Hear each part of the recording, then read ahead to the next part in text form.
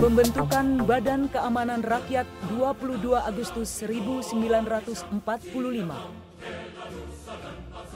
Pada tanggal 22 Agustus 1945, Rapat Panitia Persiapan Kemerdekaan Indonesia memutuskan untuk tidak membentuk Tentara Nasional, melainkan sebuah Badan Keamanan Rakyat atau BKR.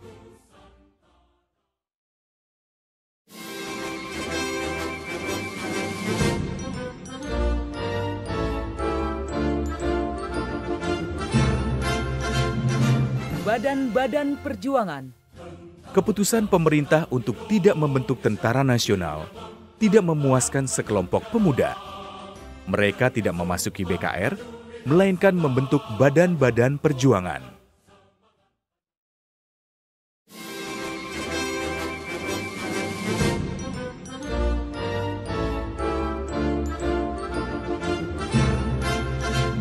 Angkatan Muda Polisi Bergerak.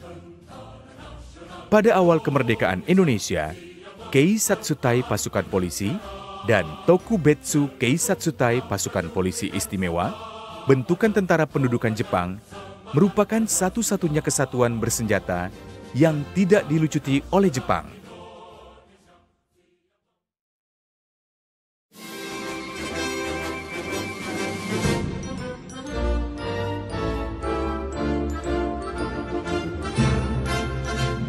Pembentukan Tentara Keamanan Rakyat 5 Oktober 1945.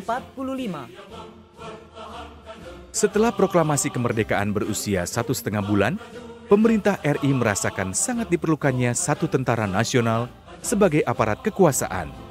Karena pasukan serikat telah begitu jauh merongrong kedaulatan RI. Pada tanggal 5 Oktober 1945, Presiden menyatakan berdirinya Tentara Keamanan Rakyat atau TKR.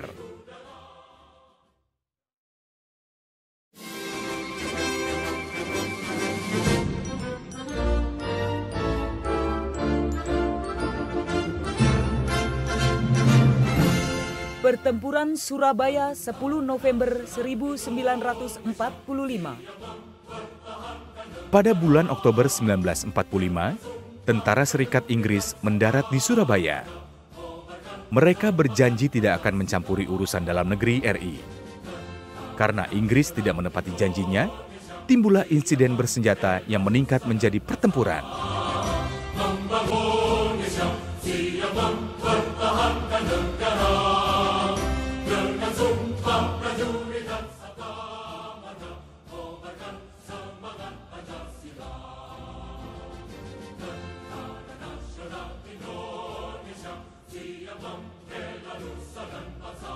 Pertempuran 5 hari di Semarang, 14 sampai dengan 19 Oktober 1945.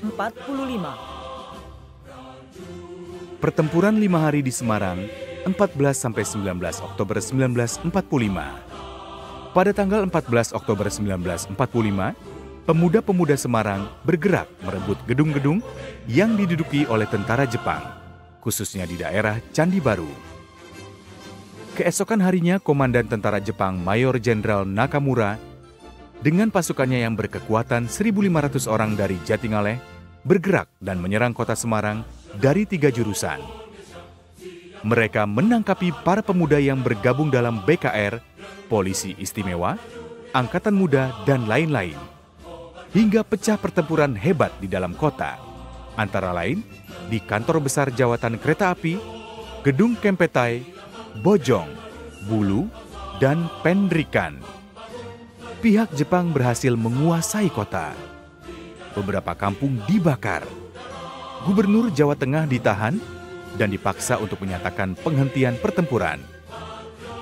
Penghentian pertempuran dipercepat dengan datangnya pasukan Serikat di bawah pimpinan Brigadir Jenderal Battle pada tanggal 19 Oktober 1945 yang langsung melucuti Jepang. Salah satu pertempuran terjadi di sekitar Hotel Du Pavilion, sekarang Hotel di Biapuri, yang dipertahankan mati-matian oleh para pemuda dan BKR.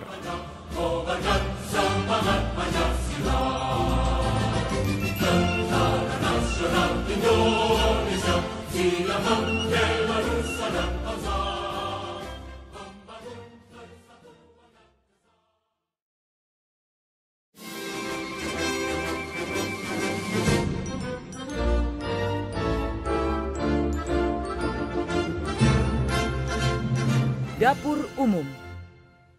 Dapur Umum, perjuangan menegakkan kemerdekaan didukung oleh seluruh lapisan masyarakat. Dan perjuangan itu tidak semata-mata berada di garis depan. Kaum wanita yang berada di garis belakang pun secara aktif mendirikan dapur-dapur umum untuk kepentingan pasukan di garis depan. Dapur umum adalah cermin integrasi rakyat dengan angkatan bersenjata.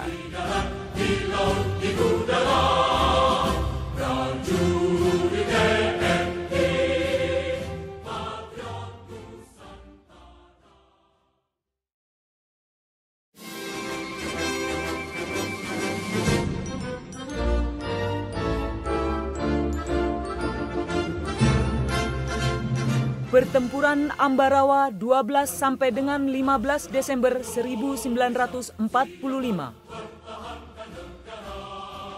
Sebagai hasil perundingan antara Presiden Soekarno dan Brigadir Jenderal Battle di Magelang, tentara Inggris ditarik mundur ke benteng Ambarawa. Pada saat pengunduran itu, Inggris mencoba menduduki 2 desa sekitar Ambarawa. Pasukan kita berada di bawah pimpinan Komandan Resimen Banyumas, Letnan Kolonel Isdiman, berusaha membebaskan kedua desa tersebut. Dalam pertempuran membebaskan 2 desa, Letnan Kolonel Isdiman gugur. Panglima Divisi 5 Banyumas Kolonel Sudirman kemudian memimpin langsung pertempuran untuk membebaskan Ambarawa. Bala Bantuan Tentara Keamanan Rakyat atau TKR datang dari Magelang, Yogyakarta, Purwokerto, Semarang, Solo, Salatiga, dan lain-lain. Setelah pertempuran selama 4 hari, akhirnya pada tanggal 15 Desember 1945, Ambarawa jatuh ke tangan kita.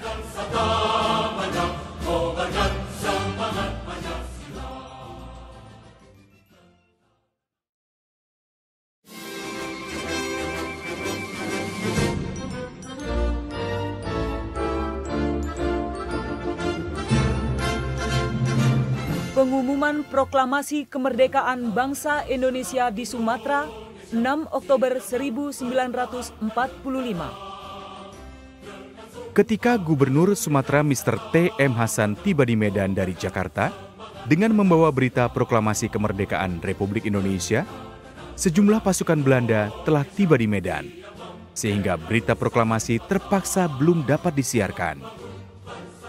Pada tanggal 30 September 1945, di Gedung Taman Siswa diadakan rapat oleh para pemuda pejuang bersenjata yang berhasil mendesak Gubernur Sumatera mengumumkan kepada rakyat Sumatera bahwa Soekarno-Hatta telah memproklamasikan kemerdekaan bangsa Indonesia. Akhirnya pada tanggal 6 Oktober 1945, di lapangan Fukereido, sekarang Lapangan Merdeka, diadakan rapat umum untuk mengumumkan proklamasi kepada halayak ramai. Tindakan ini memerlukan keberanian, karena waktu itu tentara Jepang masih berkuasa dan tentara Belanda telah tiba pula di Medan.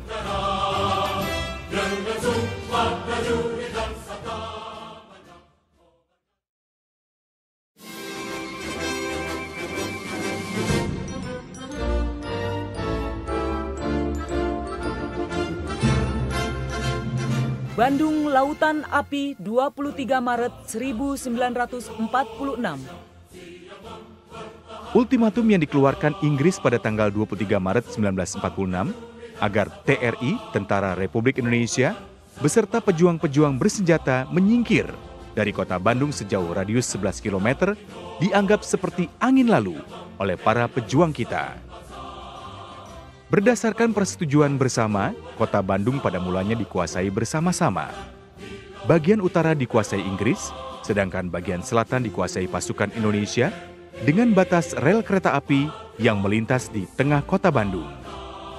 Dengan adanya ultimatum itu, Inggris telah mengingkari persetujuan. Pasukan-pasukan Indonesia menolak untuk menyingkir dari kota. Namun pemerintah di Jakarta memerintahkan agar mereka meninggalkan Bandung. Sebagai prajurit yang disiplin, TRI terpaksa tunduk kepada perintah tersebut, sekalipun dengan hati berat.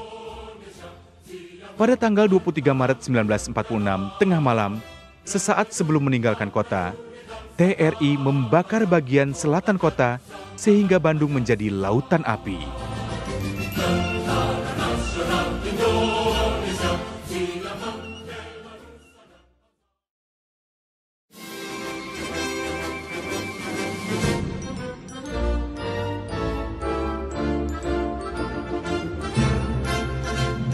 Operasi Lintas Laut dari Banyuwangi ke Bali 4 April 1946.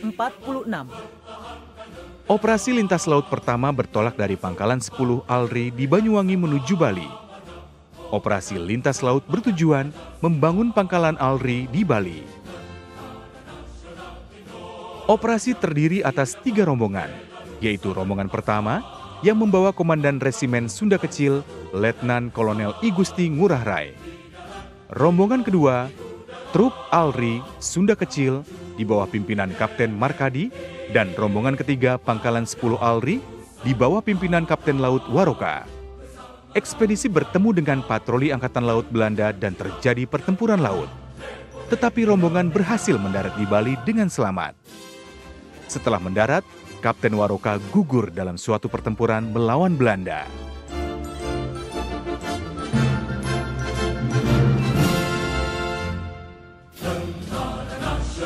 Indonesia, siap Tentara Nasional Indonesia, siap mempertahankan negara dengan sumpah prajurit dan sabda marga, kobarkan semangat Pancasila. Penurunan bendera Belanda dari puncak Hotel Yamato, Surabaya.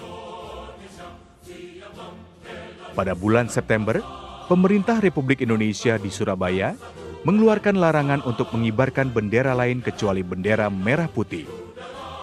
Barang siapa yang melanggar akan ditindak. Tiba-tiba pada tanggal 19 September 1945, orang-orang Belanda bekas tahanan Jepang yang berada di Hotel Yamato mengibarkan bendera Belanda. Kejadian ini sudah tentu membuat rakyat marah dan menuntut diturunkannya bendera tersebut. Karena tuntutan tidak dipenuhi, pecahlah perkelahian seru. 2 orang pemuda berhasil menaiki atap hotel, menurunkan bendera Belanda, dan merobek warna birunya. Bendera yang tinggal berwarna merah dan putih kemudian dikibarkan kembali sebagai bendera Indonesia.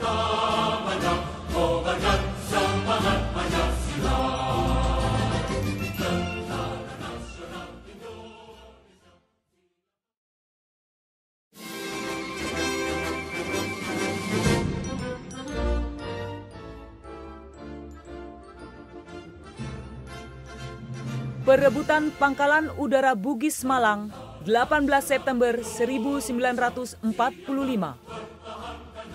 Sesudah para pemuda yang tergabung dalam BKR berhasil melakukan perebutan kekuasaan di dalam kota Malang, sasaran perebutan beralih ke Pangkalan Udara Bugis, sekarang Pangkalan Utama Abdurrahman Saleh. Pangkalan Udara diserbu oleh para pemuda bersama-sama rakyat dan mereka berhasil menduduki Pangkalan Udara beserta fasilitasnya pada tanggal 18 September 1945. Sejumlah pesawat terbang dari berbagai tipe dapat dirampas. Pesawat-pesawat terbang inilah yang menjadi salah satu modal utama bagi pembentukan kekuatan udara Indonesia.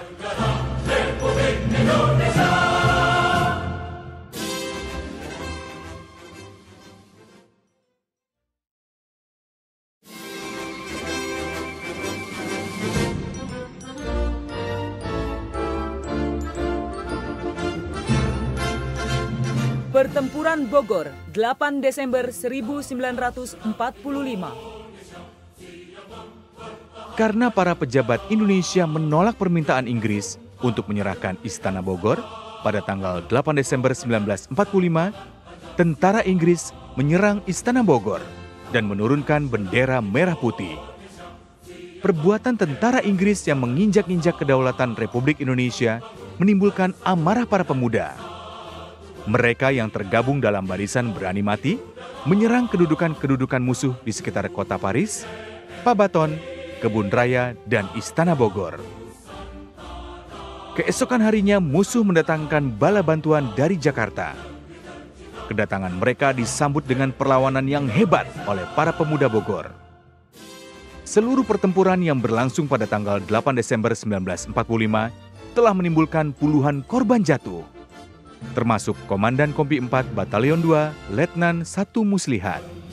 Nasional Indonesia siap mempertahankan negara.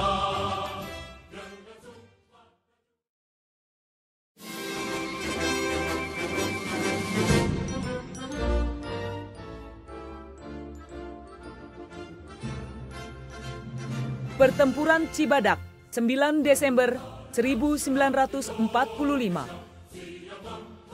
Pada tanggal 9 Desember 1945, serangkaian konvoi militer Inggris dengan dikawal oleh beberapa tank jenis Stuart bergerak menuju Bandung. Di desa Bojong Kokosan, Kecamatan Parungkuda, Cibadak, konvoi ini dihadang oleh pasukan TKR dan terjadilah pertempuran. Dalam pertempuran itu, berhasil dilumpuhkan 3 buah tank, beberapa truk, serta beberapa puluhan anggota pihak musuh meninggal.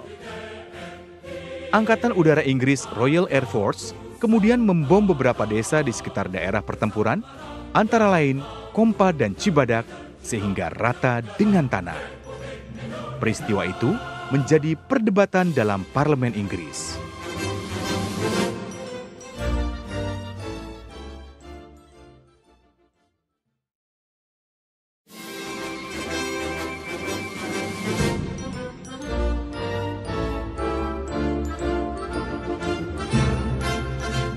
Penumpasan Gerakan 3 Daerah, 21 Desember 1945. Sejarah menunjukkan bahwa golongan komunis sejak permulaan berdirinya Republik Indonesia telah merongrong kewibawaan pemerintah RI. Hal ini terbukti dengan peristiwa 3 daerah, yakni suatu pergolakan sosial dan politik yang terjadi di daerah Brebes, Tegal, dan Pemalang di Keresidenan Pekalongan yang didalangi oleh orang-orang komunis. Akhirnya, mereka menyingkirkan residen Pekalongan yang sah dan menggantikannya dengan pimpinan mereka, Sarjityo. Namun pada tanggal 21 Desember 1945, TKR melakukan operasi penumpasan terhadap peristiwa 3 daerah dan Sarjityo bersama kawan-kawannya ditangkap dalam pengejaran.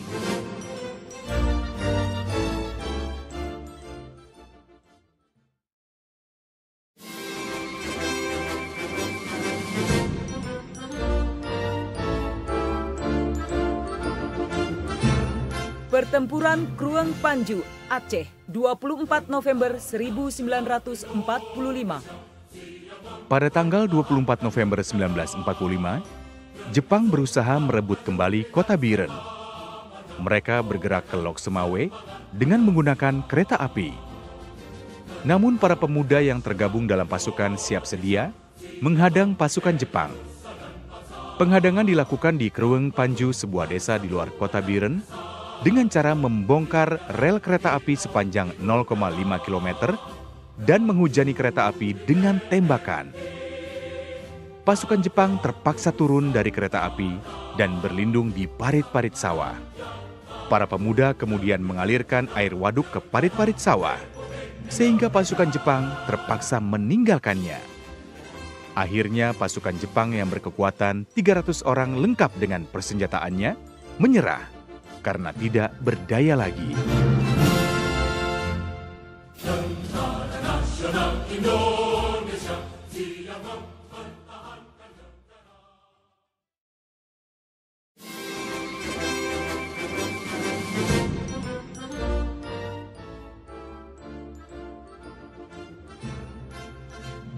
Ekspedisi ke Maluku, 3 Maret 1946.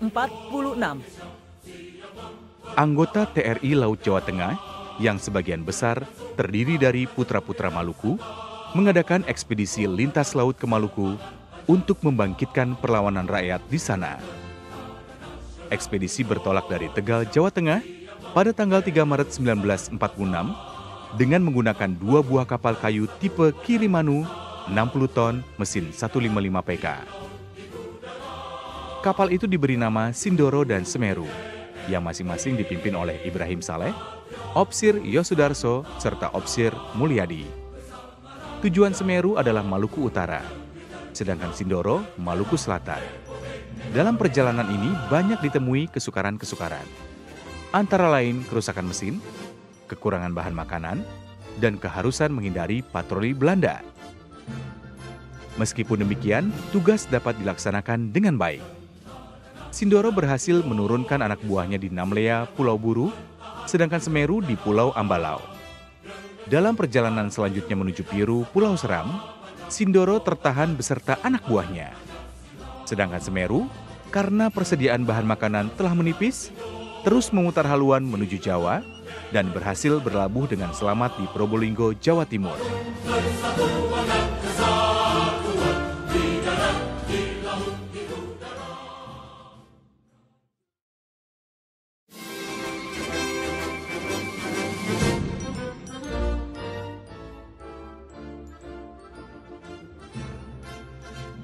Pertempuran 5 hari di Palembang, 1 sampai dengan 5 Januari 1947. Para pemuda Indonesia menolak tuntutan Belanda untuk meninggalkan kota Palembang, sehingga pecahlah pertempuran sengit antara para pemuda dan Belanda. Karena kedudukannya terjepit, Belanda mengajak berunding. Tetapi kesempatan ini dipergunakan Belanda untuk menyusun kekuatannya. Setelah perundingan gagal, pertempuran berkobar kembali. Pertempuran sengit terjadi di sekitar Masjid Agung, Rumah Sakit Caritas, markas divisi di Sungan Jeruju, di Pelaju, dan sekitar Benteng Palembang. Belanda mengerahkan segenap kekuatannya di darat, di sungai, dan di udara. Pertempuran berlangsung sejak tanggal 1 sampai 5 Januari 1947. Dengan akibat 1/5 kota Palembang hancur. Korban berjatuhan di kedua belah pihak. Di pihak Indonesia, penduduk kota Palembang banyak yang tewas.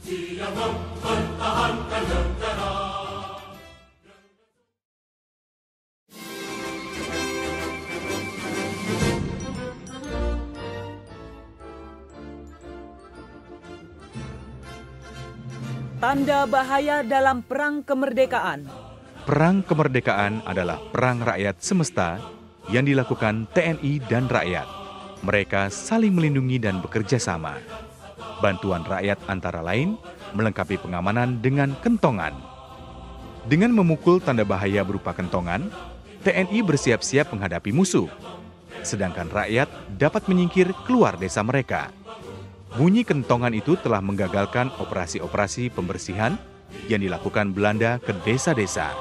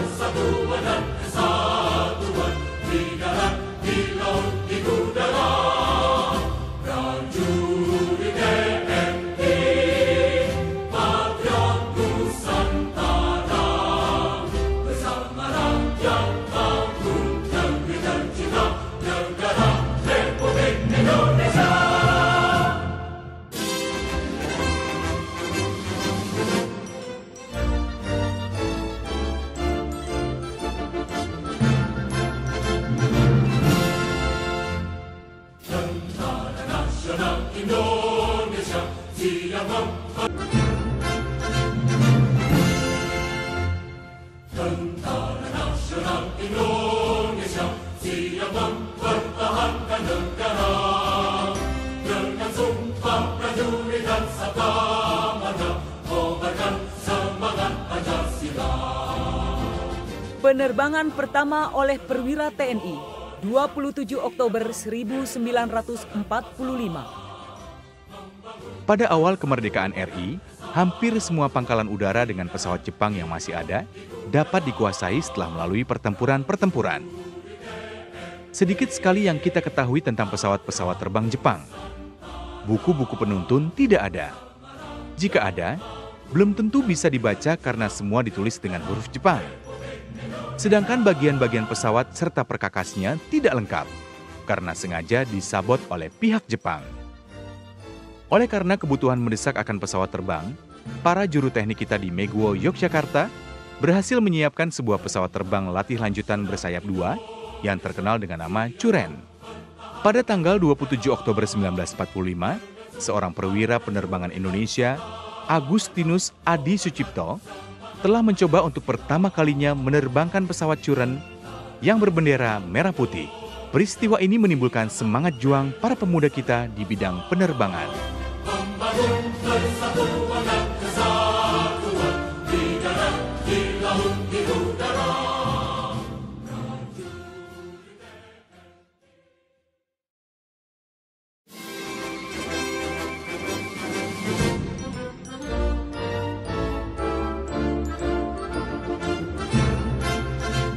Peristiwa Merah Putih di Manado, 14 Februari 1946.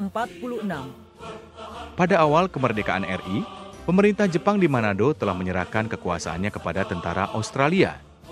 Bersama tentara Australia, turut pula mendarat kurang lebih 500 orang pasukan KNIL. Dalam waktu relatif singkat, Nika berhasil menyusun kembali pemerintahan koloni di Manado. Berita tentang proklamasi kemerdekaan telah menggugah pemuda Minahasa untuk menegakkan kedaulatan di daerahnya. Mereka merencanakan pemberontakan melawan Belanda pada tanggal 14 Februari 1946.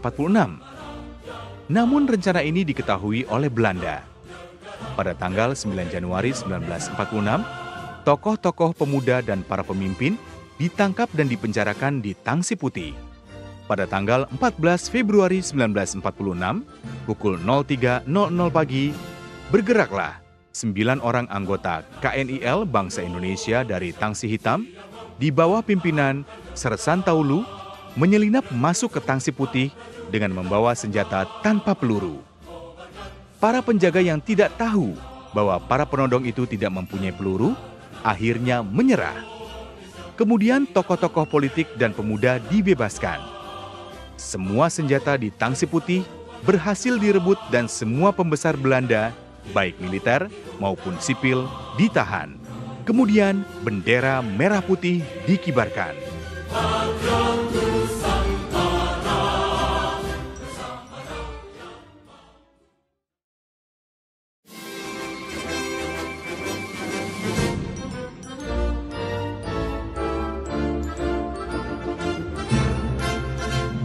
Puputan Margarana, 20 November 1946. Pada tanggal 2 Maret 1946, ketika Komandan Resimen TRI Sunda Kecil, Letnan Kolonel I Gusti Ngurah Rai, beserta staf berada di Yogyakarta untuk melaporkan dan mempertanggungjawabkan gerakan bersenjata rakyat Bali kepada pemerintah pusat, pasukan Belanda Gajah Merah mendarat di Bali. Pada tanggal 4 April 1946, rombongan Ngurah Rai kembali ke Bali. Pada saat kekuatan TRI Sunda Kecil terpecah-pecah.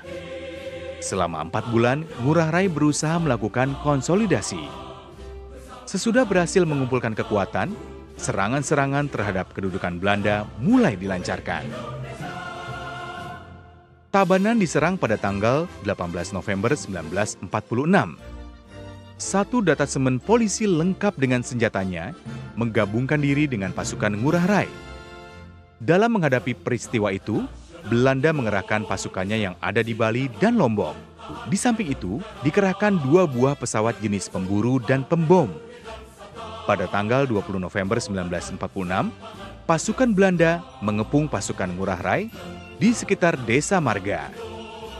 Pertempuran hebat terjadi yang dikenal dengan Puputan Margarana. Dalam pertempuran itu, Ngurah Rai menyerukan puputan yang berarti habis-habisan. Seluruh anggota pasukan kecuali 2 orang, termasuk Ngurah Rai, gugur.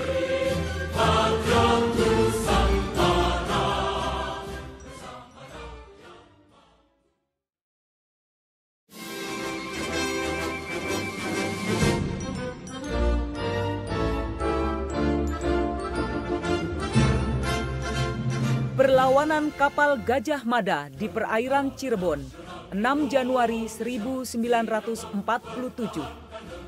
Sebuah koster berukuran 150 ton, berasal dari Singapura, diubah bentuknya menjadi sebuah kapal perang bernama Gajah Mada, dan dijadikan kapal pimpinan ALRI Angkatan 3 Cirebon.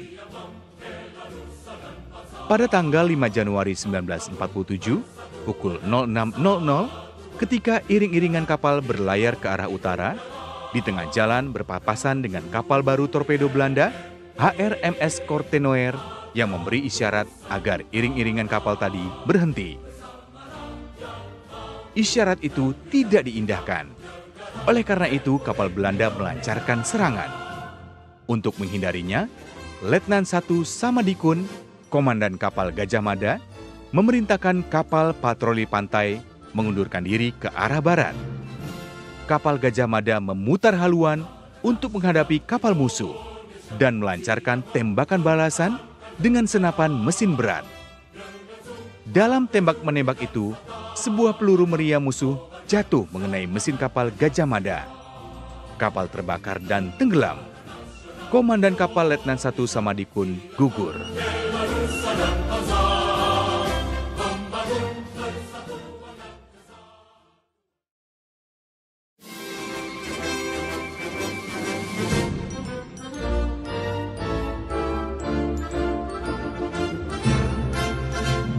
Kepahlawanan Robert Walter Monginsidi di Sulawesi Selatan, 29 Januari 1946. Kedatangan kembali tentara KNIL di Ujung Pandang pada tanggal 1 September 1945 tidak disukai rakyat. Terjadilah pemberontakan antara rakyat dengan tentara KNIL. Para pemuda membentuk organisasi-organisasi perjuangan dan mencoba merebut tempat-tempat penting di dalam kota.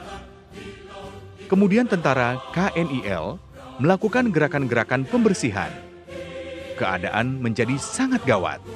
Pemuda-pemuda pejuang mengundurkan diri keluar kota dengan meninggalkan teman-teman yang gugur atau ditawan. Namun Robert Walter Monginsidi bersama pasukannya Laskar Pemberontak Rakyat Indonesia Sulawesi atau LAPRIS pantang menyerah. Pada tanggal 20 Januari 1947, pasukannya diserang pasukan KNIL. Di bawah pimpinan Monginsidi, pasukan LAPRIS pun menyerang markas Belanda di Kampung Batua, Makassar, Ujung Pandang. Pada tanggal 28 Februari 1947, dalam gerakan pengacauan di dalam kota, Monginsidi ditangkap oleh polisi militer Belanda. Ia berhasil meloloskan diri, tetapi pada tanggal 26 Oktober 1948, ia tertangkap kembali.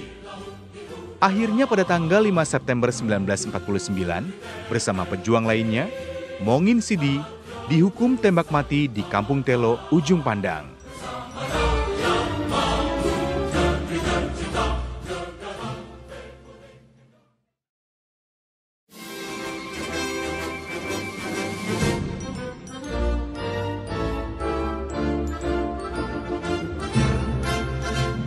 Pertempuran di Teluk Sibolga, 12 Mei 1947. Pada tanggal 9 Mei 1947, sebuah kapal pemburu torpedo YT-1 Belanda, HRMS Bankert, memasuki pelabuhan Sibolga dan menyeret sebuah kapal dagang Singapura keluar pelabuhan. Residen Tapanuli selaku Ketua Dewan Pertahanan Daerah Tapanuli mengirim surat kepada Komandan HRMS Bankert yang isinya memerintahkan agar kapal itu meninggalkan Teluk Sibolga. Perintah itu dipatuhi. Akan tetapi pada hari-hari berikutnya, kapal perang Belanda itu muncul kembali di Teluk Sibolga dan membuang sauh kira-kira 1,5 mil dari pantai. Setelah dibentuk komando pasukan khusus yang terdiri dari semua kekuatan bersenjata di Sibolga, Presiden Tapanuli memberi ultimatum kepada komandan kapal perang Belanda agar meninggalkan perairan Sibolga selambat-lambatnya pukul 10.00 tanggal 12 Mei 1947. Karena ultimatum itu tidak diindahkan, maka tembakan peringatan dari darat mulai dilepaskan.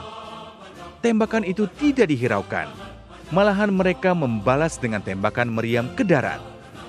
Akhirnya, insiden tersebut pecah menjadi pertempuran yang dikenal dengan nama Pertempuran di Teluk Sibolga.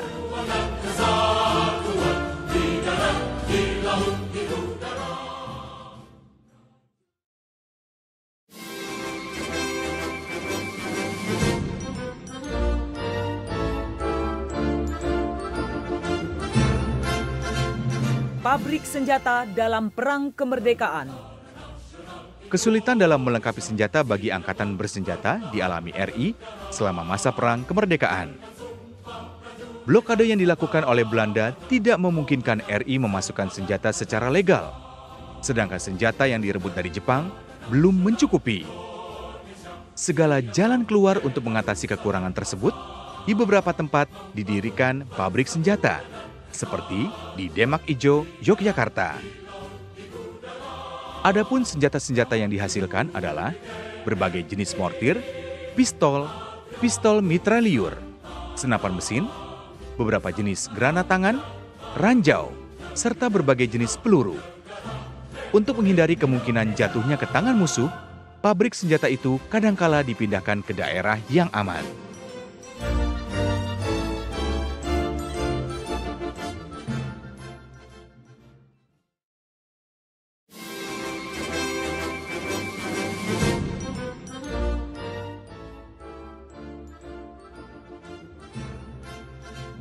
Pemboman Ambarawa, Salatiga, dan Semarang, 29 Juli 1947. Pada tanggal 21 Juli 1947, Belanda memulai agresi militernya yang pertama. Pangkalan-pangkalan udara RI tidak luput dari serangan Belanda, kecuali Maguwo yang terhindar dari serangan lawan karena kabut yang tebal di atas Yogyakarta. Kepala Staf Angkatan Udara Kasau Komodor S. Suryadharma dan perwira operasinya Komodor Abdul Halim Perdana Kusuma segera merencanakan suatu serangan balasan terhadap pusat-pusat kekuatan militer Belanda. Operasi ini dilakukan oleh penerbangan Sutarjo Sigit, Suharno Koharbani, Mulyono, dan dibantu oleh juru tembak Kaput, Sutarjo, dan Abdul Rahman. Dalam operasi itu digunakan sebuah pesawat pembom tipe Guntai dan 2 buah Curen. Pesawat-pesawat tersebut dipersenjatai dengan bom-bom bakar serta senapan mesin buatan Jepang. Pada tanggal 29 Juli 1947 pukul 05.00, para penerbang menuju sasaran ke Ambarawa, Salatiga, dan Semarang. Serangan ketiga kota ini menimbulkan pengaruh psikologis dan politis bahwa Angkatan Udara RI masih ada dan mampu menyerang kedudukan-kedudukan Belanda. Membangun persatuan dan kesatuan di darat, di laut, di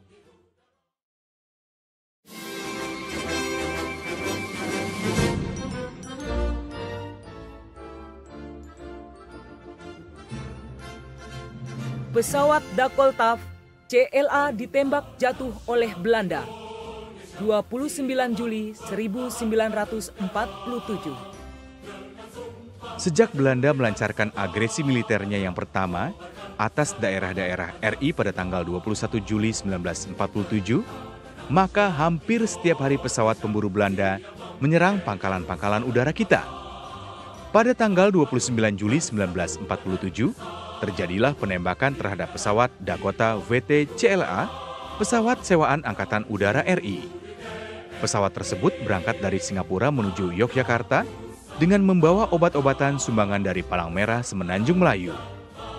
Kira-kira pukul 06.00 sore, ketika pesawat yang tidak bersenjata itu berada di atas Yogyakarta dan akan mulai mendarat di desa Jatingarang daerah Ngoto, 3 km di luar kota Yogyakarta, 2 pesawat pemburu Belanda melancarkan tembakan ke arah WT CLA.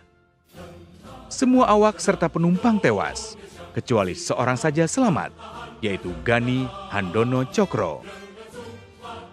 Adapun para korban ialah Komodor Udara A. Adi Sucipto, Komodor Udara Profesor Dr. Abdurrahman Saleh, Juru Teknik Radio Adi Sumarno Wiryo Kusumo, Ex-Wing Commander Australia A.N. Konstantin dan istri, Squadron Leader Inggris Roy Hazelhurst, Juru Teknik India Bidaram, dan Zainal Arifin, Wakil Perdagangan Republik. Peristiwa ini diabadikan sebagai Hari Bakti Angkatan Udara Republik.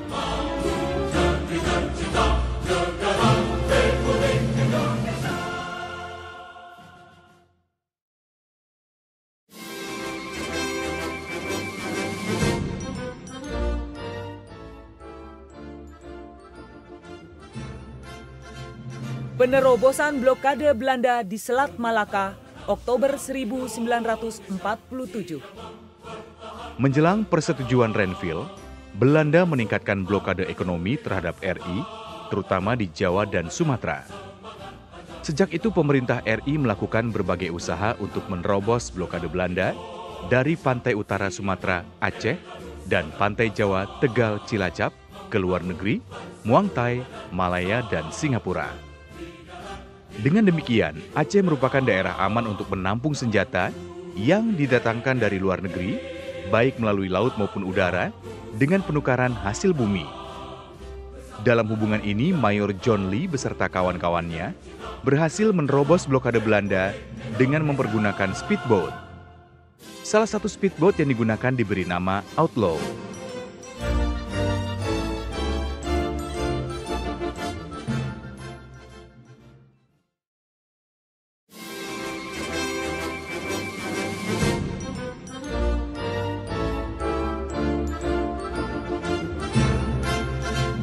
Polisi bertugas menjaga daerah status quo, 17 Januari 1948.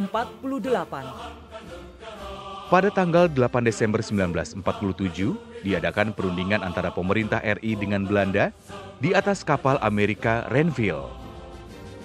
Hasil perundingan yang telah disetujui kedua belah pihak terdiri dari 10 pasal. Penandatanganan persetujuan Renville berlangsung pada tanggal 17 Januari 1948. Beberapa keputusan diantaranya ialah: 1.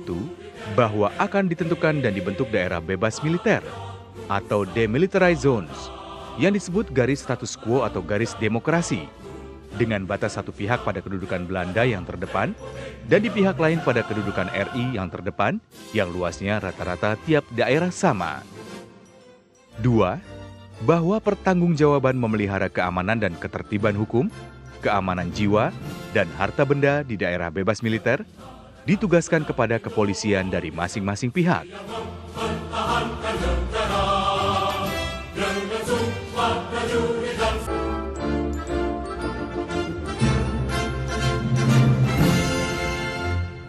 Tentara Nasional Indonesia siap mempertahankan negara dengan sumpah prajurit dan sabda marga. Akademi Militer Tangerang, 18 November 1945. Keputusan pemerintah tentang pembentukan TKR pada tanggal 5 Oktober 1945 mendapat sambutan hangat dari masyarakat. Dalam waktu singkat, ribuan pemuda telah mendaftarkan diri masuk TKR, kemudian timbullah masalah untuk mendapat tenaga-tenaga pimpinan TKR dalam waktu singkat.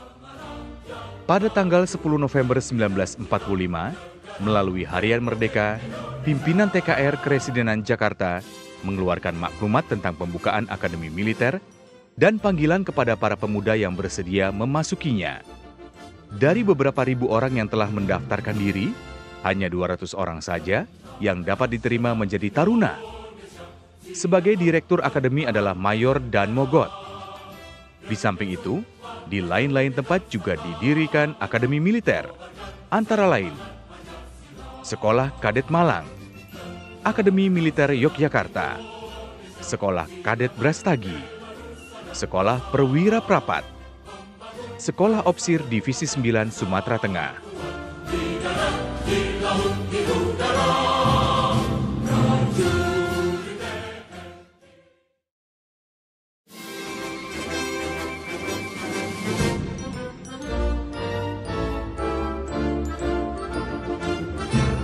Sekolah Angkatan Laut Tegal, 12 Mei 1946. Pimpinan ALRI pada tahun pertama setelah proklamasi telah menyadari akan pentingnya pendidikan bagi perkembangan ALRI. Berbagai pendidikan dibuka untuk memberi keterampilan kepada anggota-anggota ALRI dalam tugasnya mengisi kemerdekaan yang baru diproklamasikan. Lembaga pendidikan yang diselenggarakan oleh markas besar diantaranya Sekolah Radio Telegrafis AL di Malang dan kursus operation di Sarangan. Selain itu, ada pula lembaga pendidikan yang diselenggarakan oleh pangkalan-pangkalan. Di antaranya, Sekolah Pelayaran di Pangkalan Parliaman Tanjung Balai dan Serang, serta Training Station di Sorongjaya, Aceh. Pada bulan Maret 1946, pimpinan ALRI mengumumkan akan dibukanya Sekolah Angkatan Laut di Tegal. Sejumlah lebih kurang 220 orang dinyatakan lulus dan diterima menjadi siswa. Pada 12 Mei 1946, Sekolah Angkatan Laut Tegal dibuka dengan resmi oleh Presiden.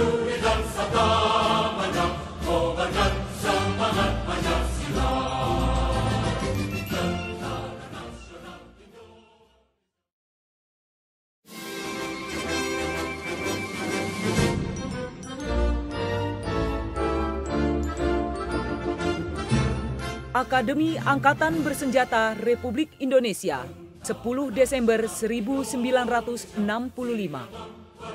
Pembentukan Akabri pada 10 Desember 1965 di Magelang merupakan realisasi integrasi dari semua akademi-akademi angkatan dan kepolisian yang sebelumnya telah ada dan berkembang menurut proses dan sejarahnya masing-masing. Terwujudnya Akabri merupakan manifestasi integrasi ABRI di bidang pendidikan dalam rangka menerima suatu angkatan bersenjata yang kompak dan kuat.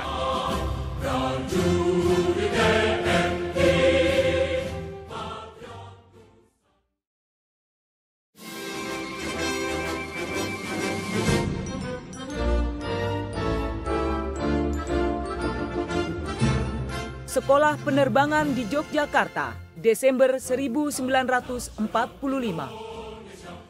Setelah proklamasi kemerdekaan, kebutuhan akan penerbangan-penerbangan sangat mendesak. Kepala BKR Bagian Penerbangan Komodor S. Suryadharma telah memerintahkan untuk segera memulai pendidikan terbang di Maguwo, sekarang Lapangan Udara Utama Adi Sucipto. Perintah ini baru dilaksanakan pada Desember 1945 dengan dimulainya pendidikan terbang di bawah pimpinan Agustinus Adi Sucipto. Untuk pendidikan ini digunakan pesawat latih Churen, yaitu pesawat terbang bekas rampasan dari tentara Jepang, yang terkenal juga dengan nama Willow, buatan tahun 1933. Pelajaran-pelajaran tentang penerbangan sebagian diberikan secara darurat di lapangan. Lulusan penerbangan segera ambil bagian dalam perjuangan, sesuai dengan situasi pada waktu itu.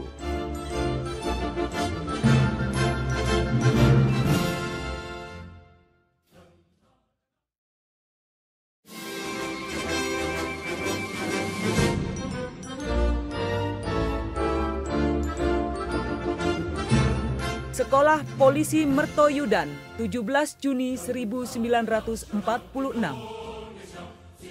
Pada mulanya, penyelenggaraan pendidikan kepolisian negara RI diadakan di Sukabumi, yang terdiri dari Sekolah Polisi Bagian Rendah dan Sekolah Polisi Bagian Tinggi, yang berhasil diambil dari kekuasaan Jepang.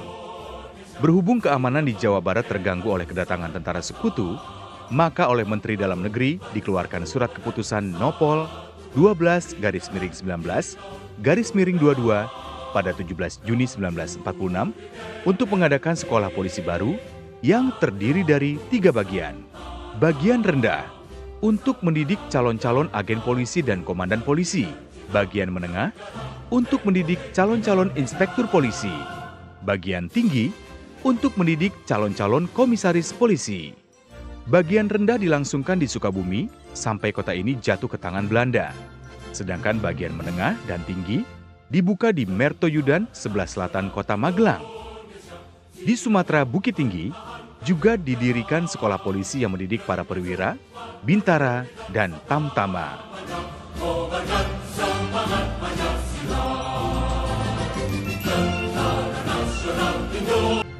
Tentara Nasional Indonesia siap mempertahankan negara dengan sumpah prajurit dan sabda marga kobarkan semangat Pancasila. Tentara Nasional Indonesia siap membela nusa dan bangsa, membangun persatuan dan kesatuan di darat, di laut, di udara. Prajurit TNI, patriot Nusantara, bersama rakyat bangun negeri tercinta, negara Republik Indonesia.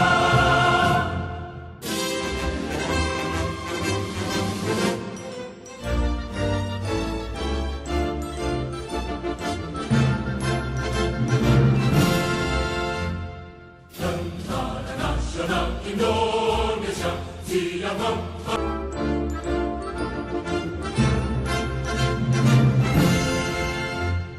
Tentara Nasional Indonesia siap mempertahankan negara dengan sumpah prajurit dan sabda marga kobarkan semangat Pancasila. Perebutan Benteng New Victoria di Kota Ambon, 3 November 1950. Pada tanggal 25 April 1950, golongan separatis yang dipimpin oleh Dr. Robert Stephen Somokil memproklamasikan Republik Maluku Selatan atau RMS. Uluran tangan pemerintah untuk mencari penyelesaian secara damai ditolak oleh pihak RMS. Karena itu, pemerintah RI melancarkan operasi militer ke Maluku yang dipimpin oleh Kolonel A.E. Kawilarang. Pendaratan pertama dilakukan di Namlea, Pulau Buru pada tanggal 14 Juli 1950. Sesudah itu diduduki Pulau Tanimbar, Kepulauan Aruke, dan pulau kecil lainnya. Akibatnya pusat kekuatan RMS di Ambon terkurung. Pada tanggal 28 September 1950, pasukan mendarat di Pulau Ambon. Dalam pertempuran jarak dekat untuk merebut Benteng New Victoria pada tanggal 3 November 1950 di Kota Ambon, grup pimpinan Letnan II Kolonel Slamet Riyadi gugur, tetapi seluruh kota dapat dikuasai Angkatan Perang Republik Indonesia Serikat atau APRIS. Dengan jatuhnya Kota Ambon, kekuatan pokok RMS berhasil dipatahkan.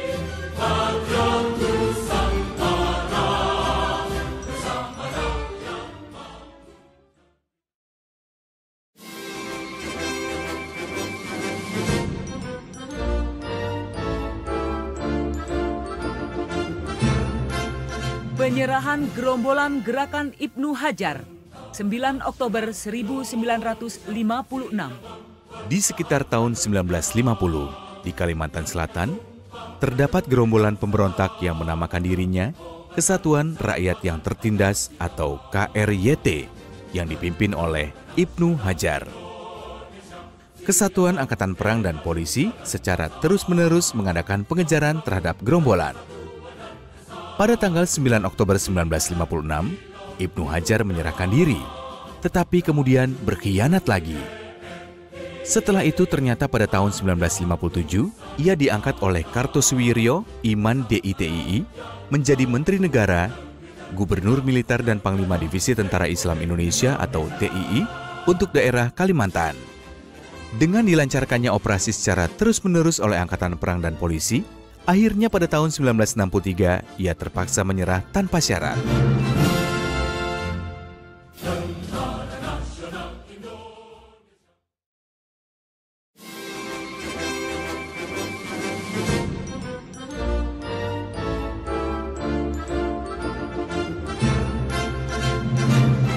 Pendaratan APRI di Padang, 17 April 1958. Sekelompok golongan politik telah berhasil memperalat beberapa tokoh militer tertentu di daerah-daerah untuk ingkar pada Sabta Marga dan Pancasila.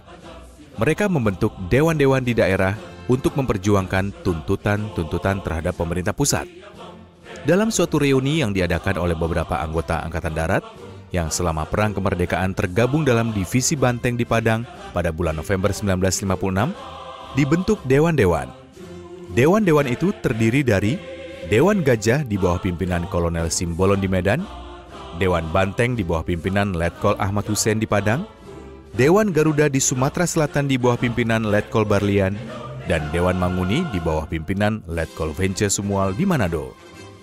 Pada tanggal 15 Februari 1958, pimpinan Dewan Banteng Letkol A. Hussein memproklamasikan Pemerintah Revolusioner Republik Indonesia atau PRRI yang memberontak terhadap pemerintah pusat. PRRI dipimpin oleh Syafruddin Prawira Negara. Dalam usahanya untuk menyelamatkan negara RI dari bahaya perpecahan dan kehancuran, Angkatan Perang melancarkan operasi militer gabungan. Salah satu di antaranya adalah Operasi 17 Agustus yang dipimpin oleh Kolonel Ayani.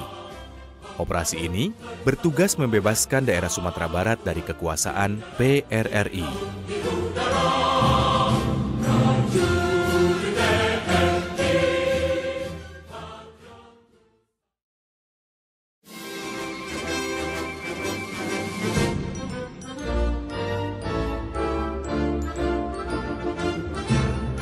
Tertembak jatuhnya pesawat B-52 Alan Lauren Pope, 18 Mei 1958. Pada saat pusat kekuatan Angkatan Perang diarahkan ke Sumatera untuk menghadapi PRRI, keunggulan udara di Indonesia Timur berada di tangan Perjuangan Rakyat Semesta atau Permesta. Angkatan Udara Revolusioner atau AUREF mempunyai sekurang-kurangnya 8 pesawat dan 40 orang penerbang bayaran bangsa asing, di antaranya Alan Lawrence Pope yang berkebangsaan Amerika. Mereka telah melakukan serangan udara terhadap Mandai, Jailolo, Ambon, dan Balikpapan. Setelah kekuatan Angkatan Perang dialihkan dari Sumatera ke Indonesia Timur, keunggulan di udara dapat kita kuasai kembali. AUREF berhasil dihancurkan oleh APRI dalam operasi MENA. Hancurnya beberapa pesawat Mustang P-51 dan 2 buah pesawat pembom B-25 merupakan bukti kerugian di pihak AUREF. Bahkan penerbang B-25 Alan Pope tertangkap hidup pada tanggal 18 Mei 1958 di Pulau Tiga, Teluk Ambon sebagai akibat serangan balasan awak kapal KRI Baumasepe dengan dibantu oleh pesawat Mustang Auri.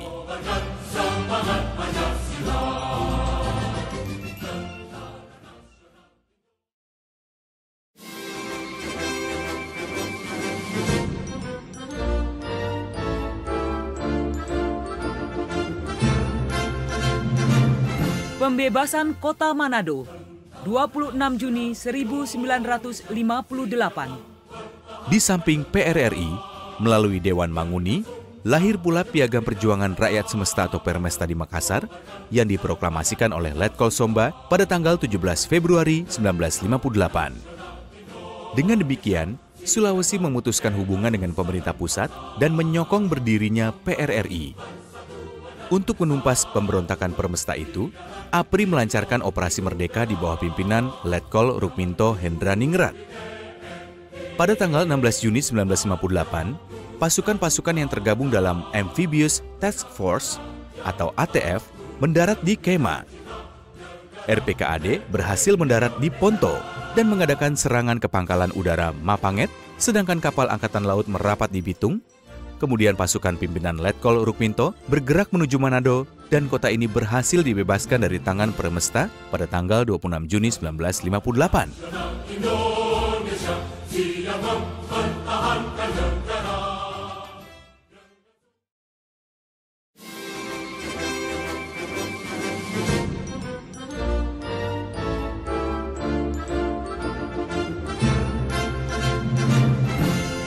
Komando Mandala Pembebasan Irian, 2 Januari 1962. Setelah Presiden Soekarno mencanangkan Tri Komando Rakyat atau Trikora pada tanggal 19 Desember 1961 di Yogyakarta, dimulailah konfrontasi fisik terhadap Belanda dalam rangka perjuangan pembebasan Irian. Dalam rangka menyelenggarakan operasi-operasi militernya, pada tanggal 2 Januari 1962, Presiden mengeluarkan keputusan nomor 1 tahun 1962 untuk membentuk suatu komando Mandala. Selaku pimpinan tertinggi Komandan Mandala Pembebasan Irian, diangkatlah beberapa perwira 3 Angkatan Perang. Mereka adalah Maijen TNI Soeharto sebagai Panglima, Komodor Laut Sudomo sebagai Wakil Panglima I, Komodor Utara Penerbangan Leo Watimena sebagai Wakil Panglima II, dan Brigjen TNI Ahmad Tahir sebagai Kepala Staf Gabungan. Merekalah yang mengendalikan gerakan-gerakan operasi terhadap Belanda yang masih menguasai Irian. Indonesia siap mempertahankan negara.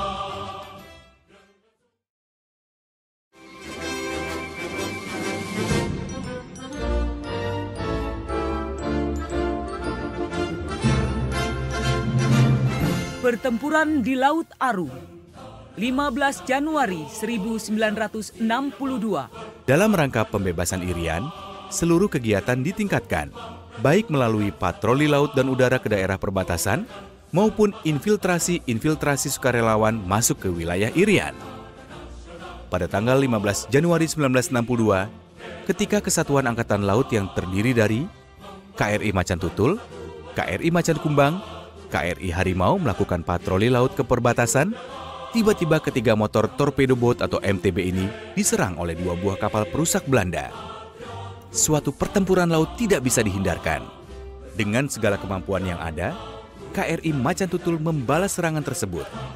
Namun akhirnya tenggelam bersama Deputi Kepala Staf Angkatan Laut Komandan Yos Sudarso yang ikut di dalamnya.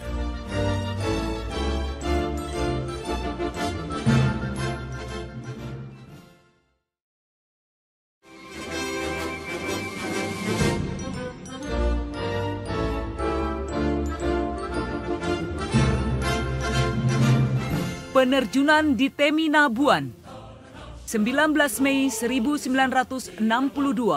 Dalam rangka perjuangan membebaskan Irian, Presiden mengumumkan Tri Komando Rakyat pada tanggal 19 Desember 1961. Penyusupan gerilyawan ke Irian segera dilaksanakan baik dari laut maupun udara. Salah satu penyusupan yang dramatis adalah penerjunan di Kampung Wersar, distrik Teminabuan, pada tanggal 19 Mei 1962, yang dilakukan oleh 80 orang anggota PGT Auri dalam operasi Serigala. Mereka berhasil untuk pertama kali mengibarkan sang merah putih di bawah hujan peluru roket dari pesawat Belanda. Kisah heroik ini telah mereka bayar mahal dengan tewasnya 53 anggota Auri.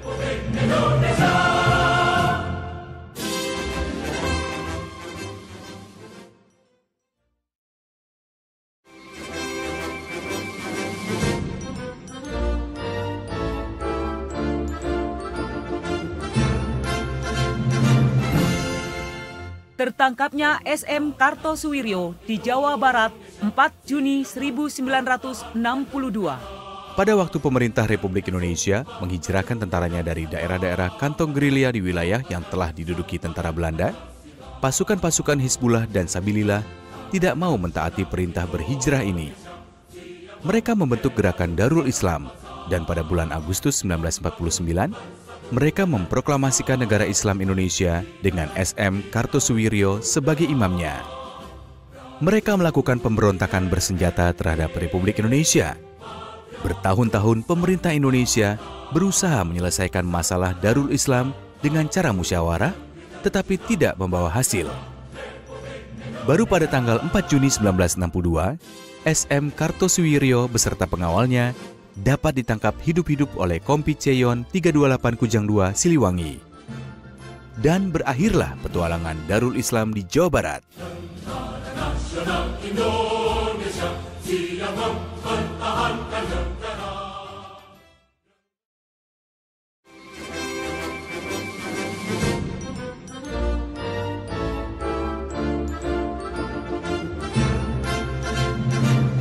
Dewa Ruci Melanglang Buana, 8 Maret 1964.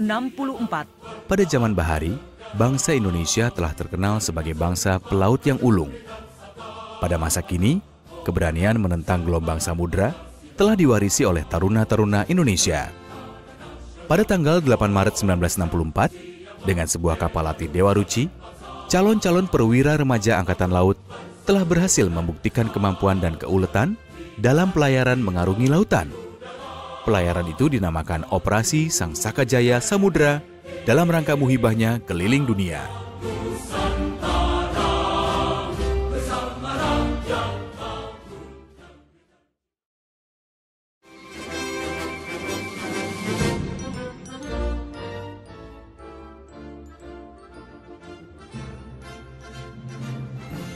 Tertembaknya Kahar Muzakar, 3 Februari 1956. Setelah pengakuan kedaulatan, Komandan Teritorium 7 Indonesia Timur Kolonel Kawilarang mengumpulkan kesatuan-kesatuan gerilya Sulawesi Selatan untuk disalurkan kembali ke masyarakat. Namun sebagai anggota kesatuan gerilya di bawah pimpinan Kahar Muzakar mengendaki agar mereka diterima sebagai anggota Angkatan Perang Republik Indonesia Serikat atau APRIS.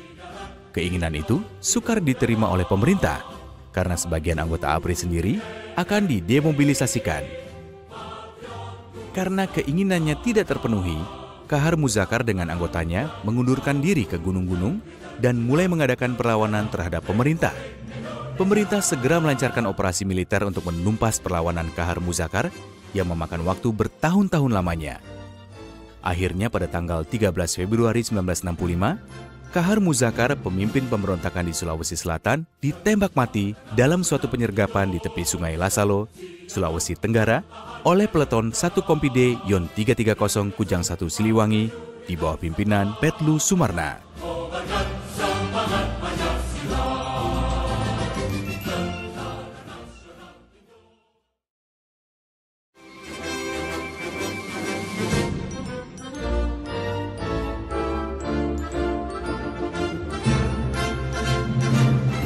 Jenderal Soeharto menguasai keadaan. 1 Oktober 1965. Pada tanggal 1 Oktober 1965, Partai Komunis Indonesia kembali mengadakan pemberontakan terhadap pemerintah Republik Indonesia yang dikenal dengan nama Gerakan 30 September atau G30S PKI. Mereka menculik dan membunuh jenderal-jenderal pimpinan Angkatan Darat dengan maksud melumpuhkan kekuatan Pancasilais. Pada saat negara sedang dalam bahaya, Panglima Komando Cadangan Strategis Angkatan Darat atau Kostrad Mayor Jenderal Soeharto tampil untuk menyelamatkan negara. Langkah pertama yang diambil adalah mengambil alih pimpinan Angkatan Darat yang waktu itu kosong karena gugurnya Jenderal Ahmad Yani. Setelah RRI dan Kantor Pusat Telekomunikasi dikuasai kembali, selanjutnya diadakan penumpasan terhadap konsentrasi kekuatan G30 SPKI yang berada di Pangkalan Udara Utama Halim, Jakarta. Pagi hari tanggal 2 Oktober 1965, Halim berhasil dibebaskan.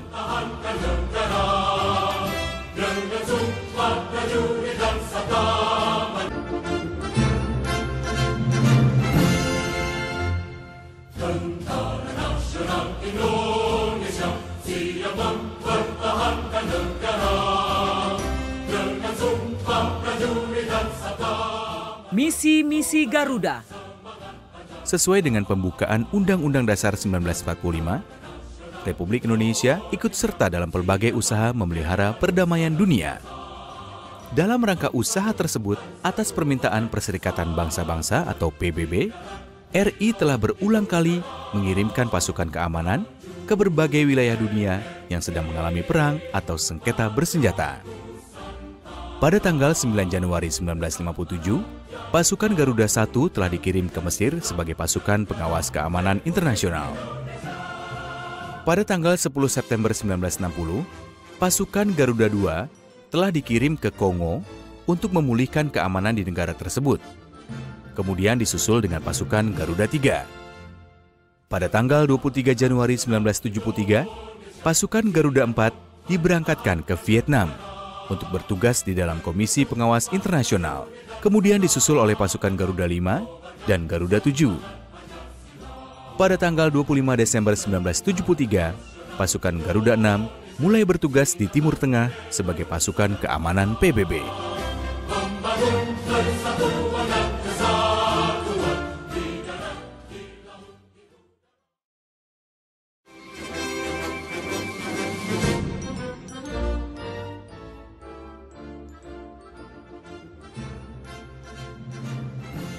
Pengangkatan 7 jenazah pahlawan revolusi dari sumur lubang buaya 4 Oktober 1965.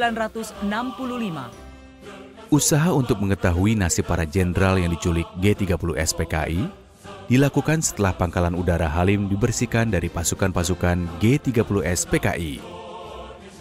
Berkat petunjuk seorang anggota Polri Bayangkara II Sukitman yang ditangkap G30S PKI tetapi berhasil meloloskan diri, pada tanggal 3 Oktober 1965 dipastikan sebuah sumur tua di Lubang Buaya dipakai untuk mengubur para jenderal tersebut.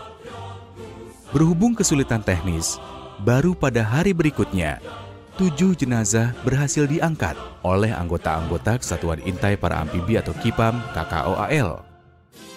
Satu persatu jenazah diangkat dengan hati-hati, yakni jenazah Letjen Ahmad Yani, Maijen Suprapto, Maijen MT Haryono, Maijen S. Parman, Brigjen DI Panjaitan, Brigjen Sutoyo Siswo Miharjo, dan Letnan 1 Pierre Tendean. Mereka diangkat sebagai pahlawan revolusi, dinaikkan pangkat setingkat dan dimakamkan di Taman Makam Pahlawan Kalibata, Jakarta.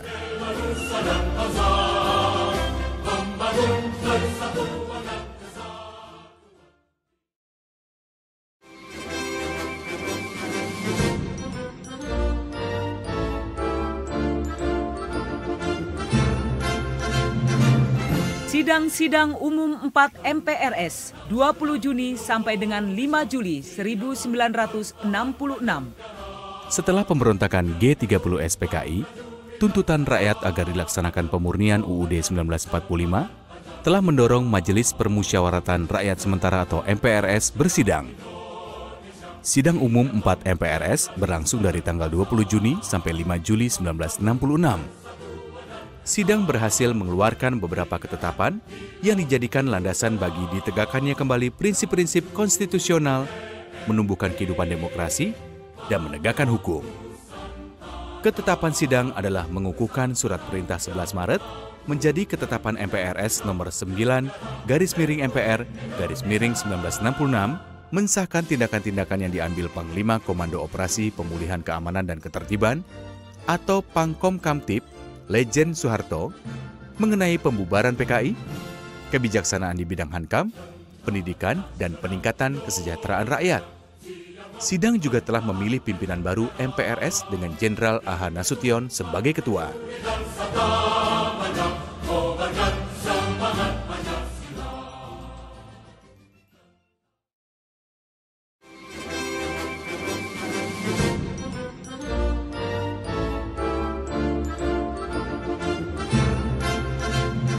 Operasi Baruna 1966.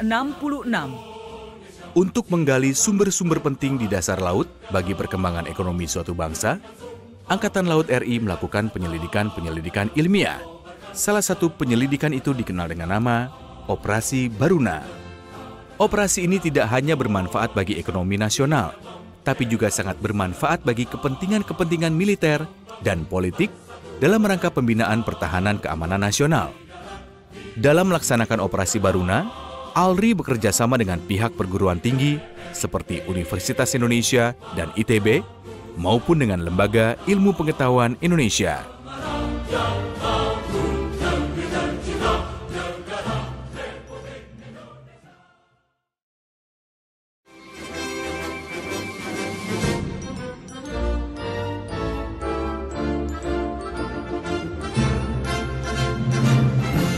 Operasi Trisula. Setelah pemerintah membubarkan PKI pada tanggal 12 Maret 1966, pemimpin PKI yang belum tertangkap melakukan gerakan bawah tanah untuk membangun kembali partainya. Mereka membangun basis-basis dan Blitar Selatan merupakan basis yang terbesar. Di daerah ini berkumpul banyak tokoh PKI. Untuk menumpas kegiatan sisa PKI di Blitar Selatan, Kodam 8 Brawijaya melancarkan operasi militer pada tanggal 3 Juli 1968. Operasi ini disebut Operasi Trisula dan dipimpin oleh Kolonel Witarmin. Setelah operasi ini berhasil mematahkan kekuatan PKI di Blitar Selatan, kemudian dilancarkan Operasi Teritorial yang mengadakan penerangan kepada rakyat yang telah dipengaruhi PKI dan meningkatkan taraf hidup mereka.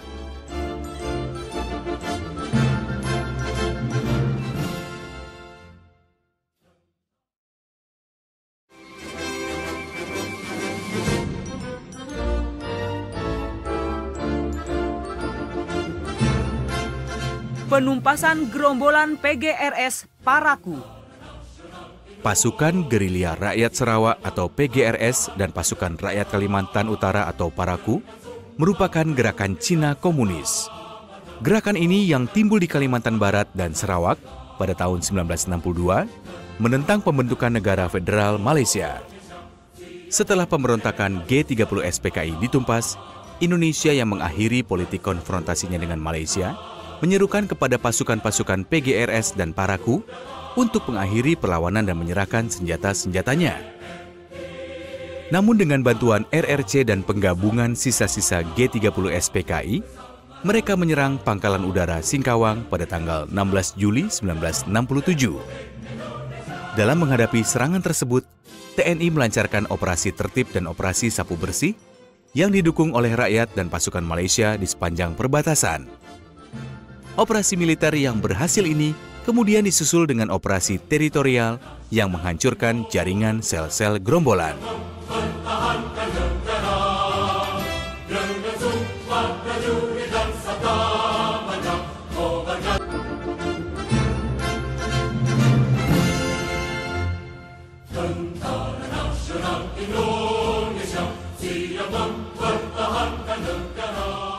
Penyambutan dua pahlawan Dwikora di Markas Besar ABRI, 17 Oktober 1968. Pada waktu Indonesia sedang bermusuhan dengan Malaysia dan Singapura, 3 orang sukarelawan Indonesia berhasil menyusup ke Singapura. Pada tanggal 8 Maret 1965, mereka berhasil melakukan sabotase dan meledakkan objek vital, yaitu gedung McDonald di Singapura. Namun Usman dan Harun tertangkap dan kemudian diadili sebagai penjahat perang. Pemerintah Indonesia berusaha menyelamatkan jiwa mereka justru pada saat permusuhan antara Indonesia dengan Malaysia sudah berakhir. Namun pengadilan Singapura tetap pada vonisnya. Pada tanggal 17 Oktober 1968, keduanya menjalani hukuman mati di penjara Changi, Singapura. Jenazah mereka dibawa ke Indonesia dan sebelum dimakamkan di Taman Makam Pahlawan Kalibata, kedua jenazah disemayamkan di Markas Besar Hamkam TNI Jakarta yang mendapat sambutan besar dari TNI dan masyarakat.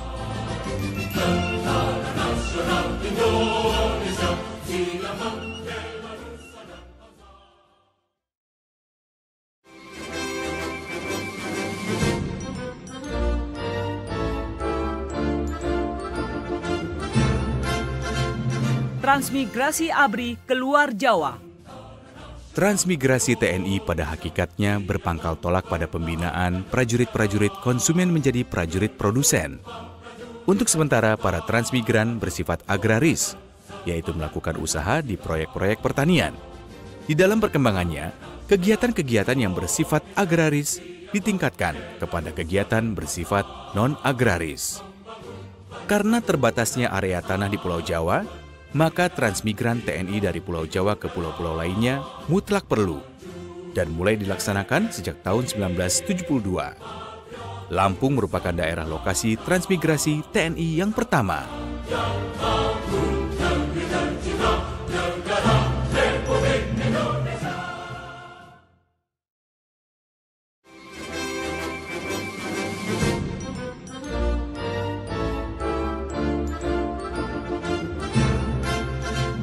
Operasi Kamtipnas 27 Juli 1971. Gangguan terhadap keamanan dan ketertiban suatu masyarakat atau Kamtipnas tidak hanya terdapat dalam bentuk kejahatan senjata, tetapi juga dalam bentuk lain seperti kenakalan remaja dan narkotika. Sesuai dengan fungsinya sebagai alat pertahanan dan keamanan, Polri bertugas menanggulangi gangguan sosial itu. Untuk menghindari bahaya narkotika yang dapat merusak generasi muda Indonesia, yang berarti merusak kehidupan bangsa di masa depan, Polri melancarkan operasi narkotika. Operasi tersebut dilancarkan dengan dua cara, yakni Operasi Narkotika A yang mengadakan tindakan terhadap segala jenis kejahatan dan pelanggaran yang berhubungan dengan penyalahgunaan narkotika. Sedangkan melalui Operasi Narkotika B, Polri mengadakan penerangan luas kepada masyarakat luas mengenai bahaya narkotika.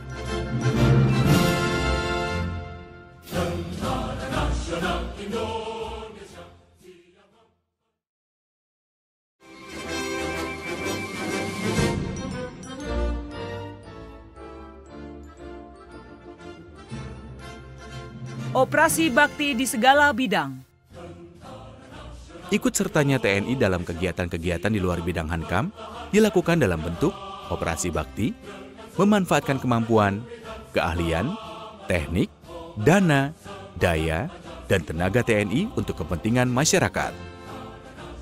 Sasaran operasi bakti TNI meliputi semua aspek kehidupan bangsa. Di bidang pertanian, TNI membantu pembangunan irigasi, perluasan daerah pertanian, dan pemberantasan hama. Di bidang komunikasi, bantuan dilakukan dalam bentuk pembangunan jalan baru dan memperbaiki jalan-jalan yang rusak.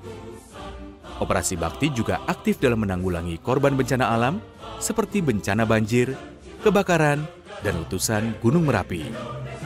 Di samping itu, TNI bekerja sama dengan perguruan tinggi dan lembaga-lembaga ilmiah mengadakan penelitian di berbagai bidang ilmu pengetahuan, seperti bidang geologi, oceanografi, dan angkasa luar.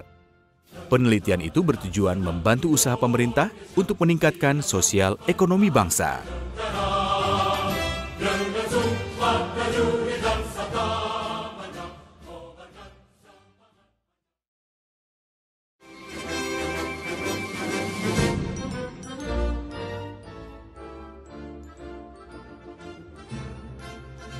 Bergabungnya Timor Timur, 17 Juli 1976. Pada bulan April 1974, timbul revolusi bunga di Portugal yang berpengaruh pada kondisi negara jajahan Portugis di Timor Timur. Di negara jajahan ini berdiri partai politik, yaitu Apodeti, UDT, Kota, Trabalhista, dan Fretilin. Fretilin merupakan partai beraliran kiri yang didukung oleh angkatan bersenjata Portugal. Dengan kekuatan ini, Fretilin menekan lawan-lawan politiknya sehingga pecah perang saudara pada bulan Agustus 1975. Dalam perang saudara, puluhan ribu rakyat mengungsi ke wilayah RI. Para pemimpin dari partai politik kecuali Fretilin meminta pemerintah RI untuk membantu rakyat-rakyat yang teraniaya dan menyatakan keinginannya untuk berintegrasi dengan RI. Kesempatan terbuka dengan direbutnya kota Dili yang dikuasai Fretilin pada tanggal 7 Desember 1975 oleh pasukan pejuang Timor Timur yang dibantu oleh pasukan Indonesia. Atas nama Timor Timur, Arnold dos Reis Araújo atau Apodete dan Francisco Xavier Lopes da Cruz atau UDT menyatakan berdirinya pemerintahan sementara. Dan mereka menyampaikan kembali keinginan rakyat Timor Timur untuk berintegrasi dengan RI.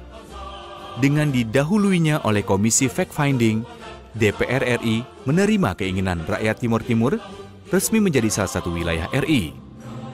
Sejak 17 Juli 1976, Timor Timur secara resmi merupakan wilayah RI.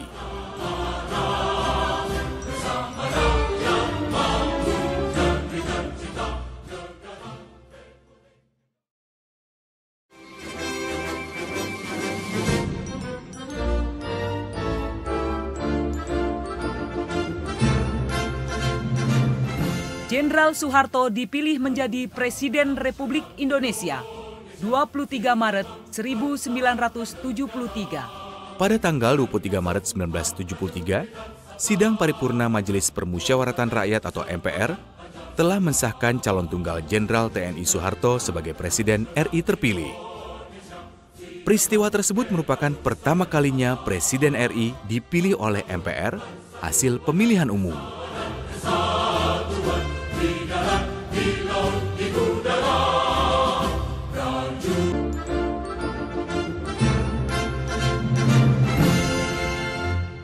Tentara Nasional Indonesia siap mempertahankan negara dengan sumpah prajurit dan sabda marga kobarkan semangat Pancasila. Tentara Nasional Indonesia siap membela nusa dan bangsa, membangun persatuan dan kesatuan di darat, di laut, di udara. Prajurit TNI, patriot Nusantara, bersama rakyat bangun negeri tercinta, negara Republik Indonesia.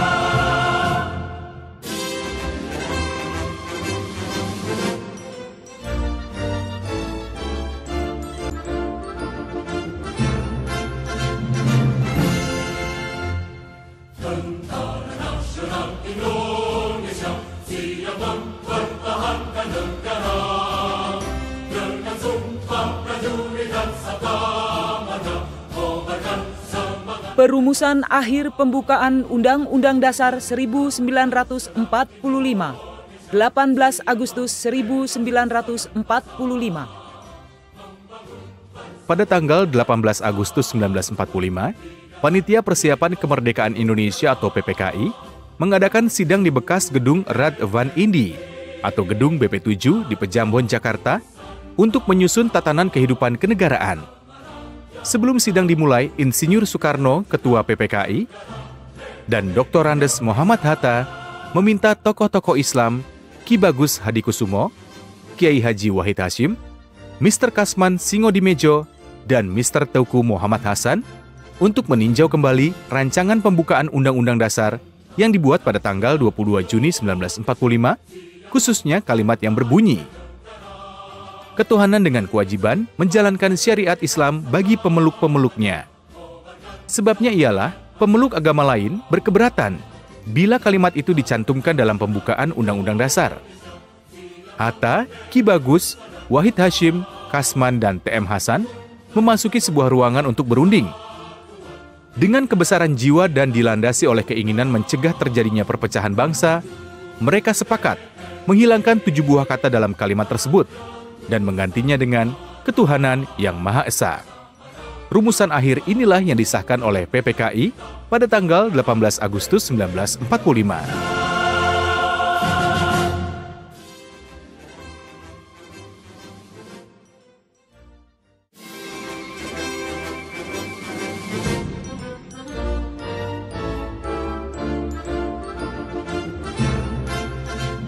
Kaderisasi militer pengikut SM Kartosuwiryo 1945. Keinginan untuk mendirikan negara yang berdasarkan Islam sudah muncul dalam pemikiran Kartosuwiryo pada tahun 1938. Ketika dalam Kongres ke-24 Partai Serikat Islam Indonesia atau PSII, ia mengemukakan azas hijrah dalam menghadapi pemerintah Hindia Belanda.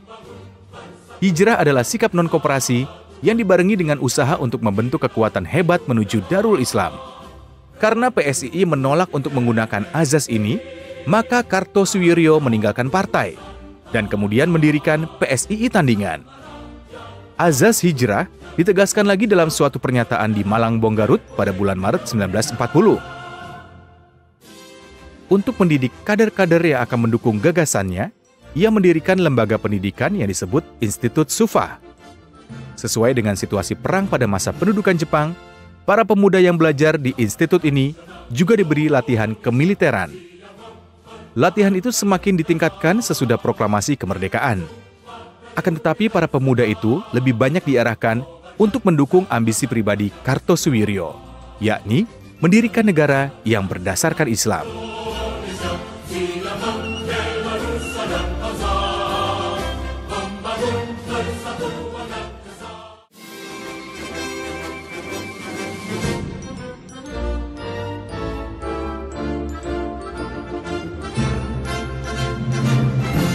Pertempuran di Antralina, 25 Januari 1949. Pada tanggal 24 Januari 1949, salah satu kompi dari Batalion Rifai, Divisi Siliwangi, tiba di kampung Antralina, Desa Budi Asih, Kecamatan Ciawi, Tasikmalaya. Mereka sedang dalam perjalanan dari Jawa Tengah, kembali ke basis mereka di Jawa Barat, sesudah Belanda melancarkan agresi militer kedua. Kampung Antralina yang terletak di daerah berbukit itu, mereka temukan dalam keadaan kosong. Pasukan beristirahat semalam di kampung ini untuk mengumpulkan tenaga guna melanjutkan perjalanan hari esok. Pukul 08.00 pagi tanggal 25 Januari 1949, ketika pasukan sedang bersiap-siap untuk meneruskan perjalanan, mereka diserang secara tiba-tiba oleh gerombolan dari arah Gunung Putri. Pasukan ini mencoba bertahan sekalipun mendapat tekanan yang hebat. Pasukan TNI yang ada di sekitar Malangbong datang membantu setelah mengetahui adanya pertempuran itu. Pihak gerombolan pun mendatangkan bantuannya. Pertempuran berakhir pukul 18.00 setelah pihak gerombolan dihujani dengan mortir.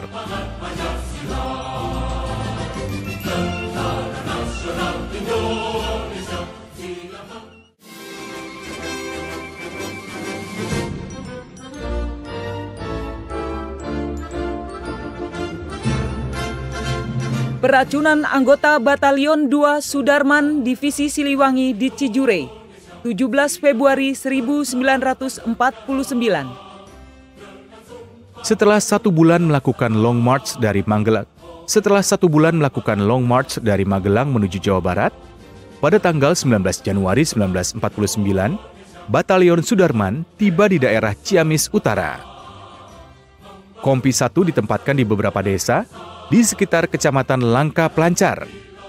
Satu peleton di bawah pimpinan Letda Suparman berkedudukan di Desa Cimanggu. Di daerah ini terdapat pula pasukan Tentara Islam Indonesia atau TII. Pada mulanya hubungan antar kedua pasukan berjalan baik. Pihak TII memberitahukan bahwa tanggal 17 Februari 1949, mereka akan mengadakan rapat di Desa Cijure disertai pesta makan. Mereka menawarkan akan mengirimkan makanan kepada peleton Suparman dan akan diantarkan ke rumah Pak Sarju yang tinggal dekat Sungai Cijure. Tanpa curiga, tawaran itu diterima. Namun, setelah nasi itu mereka makan, hampir semua anggota peleton muntah-muntah. Bahkan ada yang jatuh pingsan. Ternyata nasi itu sudah diberi racun oleh anggota TII. Senjata mereka dilucuti dan beberapa orang dibunuh. 15 orang yang sempat turun ke arah Sungai Cijure tertolong oleh Kuwu Wirasasmita yang kebetulan sedang berada di saung sawah pinggiran sungai.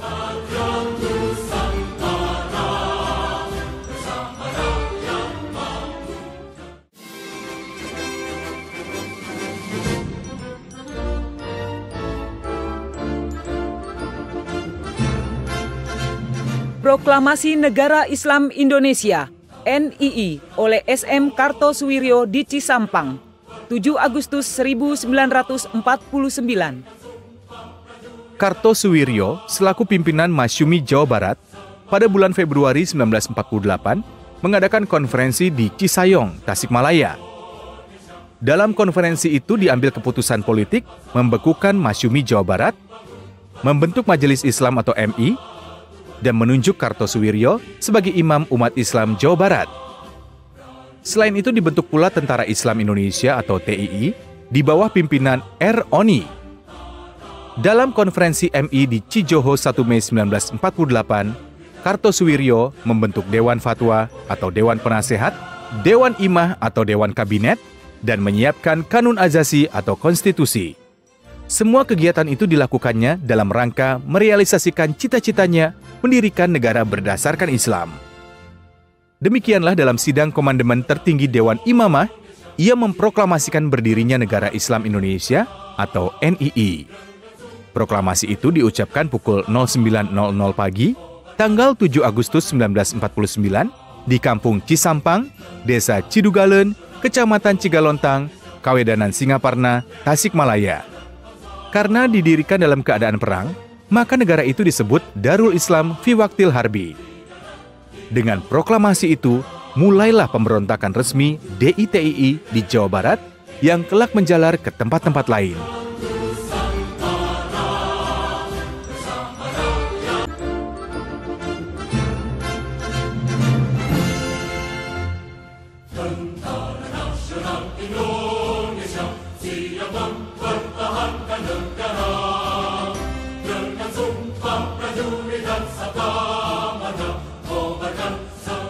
Penumpasan pemberontakan Batalion 426 di Kudus, 7 Desember 1951. Batalion 426 adalah pasukan yang berasal dari Laskar Hizbullah dan Sabilillah daerah Surakarta. Sejak awal tahun 1950, beberapa orang perwiranya diketahui bekerja sama dengan unsur DITII melalui serangkaian pertemuan rahasia di Ambarawa, Solo, markas AUI di Sumberadi, dan di Kudus. Pertemuan itu dihadiri oleh para pimpinan Batalion 426, 423, dan Lemah Lanang. Dalam pertemuan itu, mereka merencanakan untuk menentang pemerintah. Ketika rahasia itu terbongkar, Panglima Divisi 4 Diponegoro berusaha menyelesaikan secara bijaksana dengan cara memasukkan mereka ke pendidikan militer. Kebijaksanaan ini mereka tolak. Ultimatum supaya mereka menyerah pun tidak mereka hiraukan. Akhirnya, markas Batalion 426 di Jati Kudus dikepung oleh kesatuan TNI. Ternyata mereka berhasil meloloskan diri dan melanjutkan gerakannya di daerah Merapi Merbabu Kompleks atau MMC. Dalam bulan April 1952, akibat tekanan-tekanan yang berat dari TNI, gerombolan ini meninggalkan MMC dan bergabung dengan pasukan DITII atau Resimen 32 atau Sunan Kudus di Semedo, Tegal.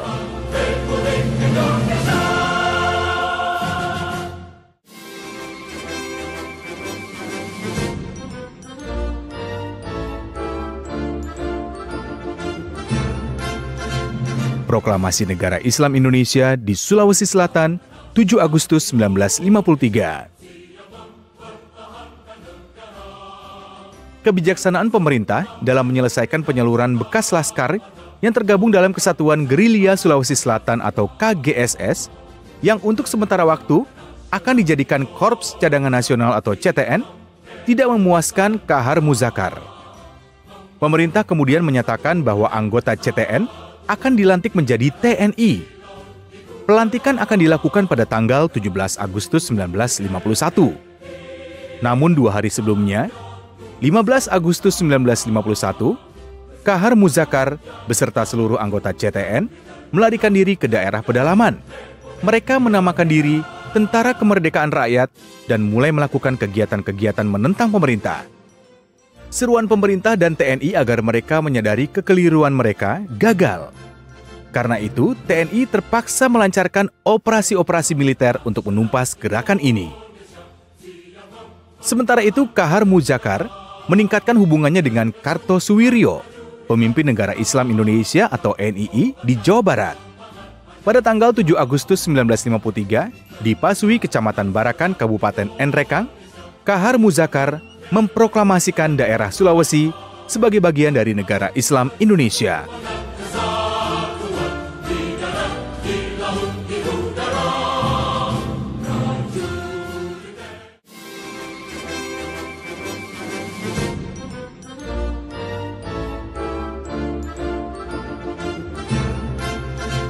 Pertempuran antar gerombolan di Buluh Cenrana, 14 Desember 1954. Pembagian wilayah kekuasaan antara kesatuan-kesatuan DITII Sulawesi Selatan ternyata menimbulkan pertentangan intern. Seringkali akibat operasi yang dilancarkan TNI, pasukan yang satu memasuki wilayah kekuasaan pasukan yang lain. Bulan Desember 1952, Batalion Latimojong pimpinan Usman Balo memasuki wilayah Batalion Rante Mario. Antara kedua pasukan itu terjadi bentrokan fisik. Kahar Muzakar menyalahkan Usman Balo. Hubungan antara kedua tokoh pemberontak itu mulai retak. Dalam perkembangan kemudian, Usman Balo memutuskan sama sekali hubungannya dengan Kahar, walaupun ia tetap melanjutkan pemberontakannya. Kemudian pertentangan itu meningkat menjadi pertentangan ideologis. Usman Balo menolak jalan Darul Islam yang dianut Kahar dan tidak bersedia mengubah nama pasukannya menjadi Tentara Islam seperti yang dilakukan Kahar sejak bulan Agustus 1953. Pertentangan antara keduanya mencapai puncaknya dalam bentuk pertempuran terbuka di Buluh Cenrana, Sidenreng, Rapang. Pertempuran terjadi tanggal 14 Desember 1954 dan berlangsung selama 3 hari.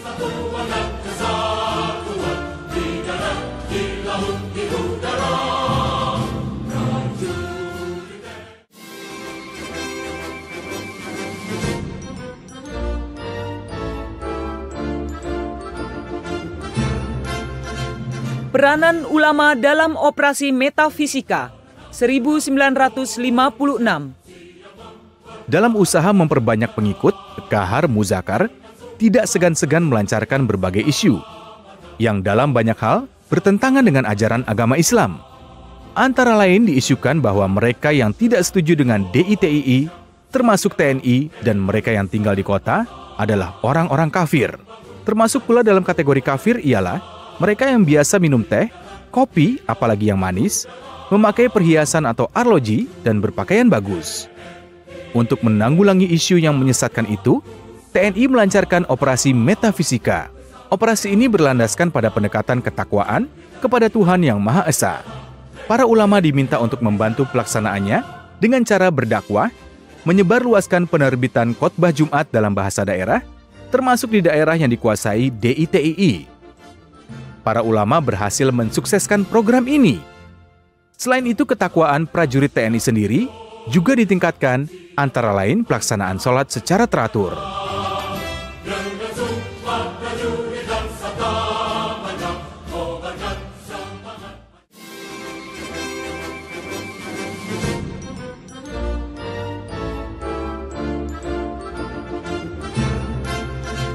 Aksi-aksi DITII di Sakoli 15 Agustus 1959.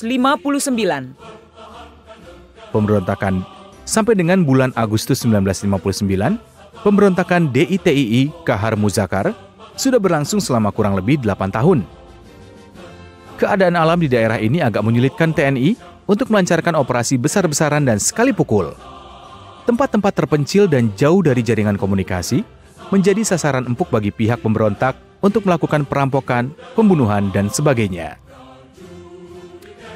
Pada tanggal 15 Agustus 1959, desa Sakoli yang terletak di daerah Wajo Utara menjadi sasaran keganasan gerombolan DITII. Walaupun di desa ini terdapat satu peleton TNI dibantu oleh 10 orang anggota Organisasi Pertahanan Rakyat atau OPR, namun mereka tidak mampu menahan serangan gerombolan yang sangat banyak. Pihak gerombolan leluasa membakari rumah-rumah yang terdapat di desa itu. Bangunan pasar pun tidak luput dari pembakaran, sedangkan masjid mereka rusak. Beberapa orang penduduk dan anggota TNI tewas dalam peristiwa tersebut. Penduduk yang masih hidup diinterogasi secara kasar. Laki-laki yang dicurigai sebagai anggota TNI atau membantu TNI disiksa dan dibunuh secara sadis.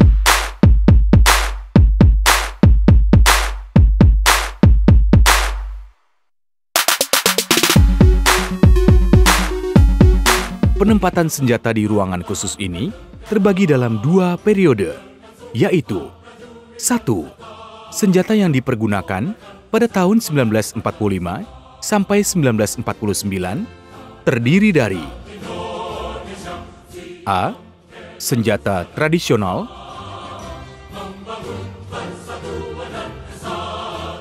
B. Senjata buatan sendiri yang diproduksi di pabrik senjata Demak Ijo, C. Senjata hasil rampasan dari tentara Jepang.